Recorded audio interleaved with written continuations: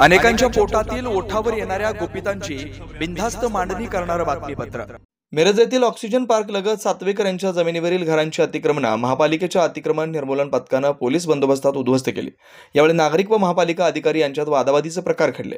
मिरज येथे oxygen park लगत सातवेकर यांची 7.5 एकर जमीन आहे। महापालिकेनं या जमिनीवर ठराव करून क्रीडांगणाचं आरक्षण टाकलंय। जमिनीवर महापालिकेचं नावही लागलंय। महापालिका प्रशासनाने आरक्षित जमिनीचा कोणताही मोबदला न देता जमीन ताब्यात घेण्याचा प्रयत्न सुरू केला असल्यानं सातवेकर यांनी न्यायालयात धाव घेऊन महापालिकेच्या कारवाईला स्थगिती मिळवली होती। सातवेकर व महापालिका यांच्यात न्यायालयीन वाद सुरू असताना शुक्रवारी जिल्हा न्यायालयानं सातवेकर यांच्या जमिनीवरील स्थगिती उठवली होती। महापालिका प्रशासनानं पोलीस बंदोबस्त घेऊन सातवेकर यांच्या जमिनीवरील घरांची अतिक्रमण तोडण्याच्या कारवाईला सकाळी सुरुवात केली।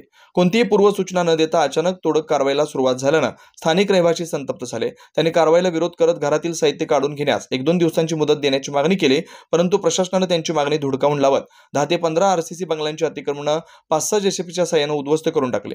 त्यामुळे घटनास्थळी सातवेकर, स्थानिक रहिवासी व प्रशासनातील अधिकारी यांच्यात वादावादीचे प्रकार सुरू होते। महापालिका प्रशासनानं क्रीडांगणाचं आरक्षण असताना रहिवासी क्षेत्रात ही बस चार्जिंग स्टेशन सदर आरक्षित जमिनीवर उभारण्याचा घाट घातला असल्याचा आरोप स्थानिक रहिवाशांनी केलाय।